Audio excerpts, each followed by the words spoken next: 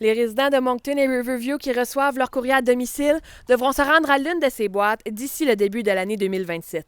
Post Canada a publié jeudi une liste de 13 communautés à travers le pays où les facteurs ne livreront plus directement les colis à la porte des résidents de ces municipalités. Cette première étape de la conversion de la livraison touche plus de 130 000 personnes à l'échelle du pays, mais dans la région, c'est 19 000 adresses qui sont touchées. Les villes de Moncton et de Riverview sont les seules affectées par ce changement d'Atlantique et ce changement reçoit des avis partagés de la part des résidents du Grand Moncton. Je suis pas d'accord avec ça, ces règles-là. C'est tout le temps de même, ça.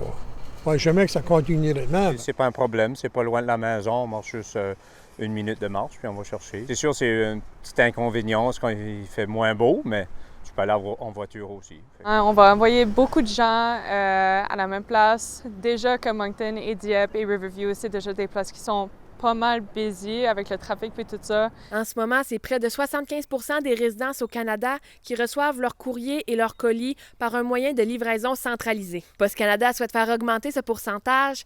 4 millions d'adresses qui reçoivent toujours leur colis à la porte seront donc converties vers des boîtes communautaires d'ici les 5 prochaines années. La Société de la Couronne a également annoncé la fermeture de bureaux de poste en milieu rural, mais elle n'a toutefois pas donné de détails concernant les régions à risque ou d'échéanciers précis. Alors, si votre code postal commence par E1B, E1C, E1E ou E1G, vous devrez bientôt vous rendre à une de ces boîtes postales pour récupérer votre courrier.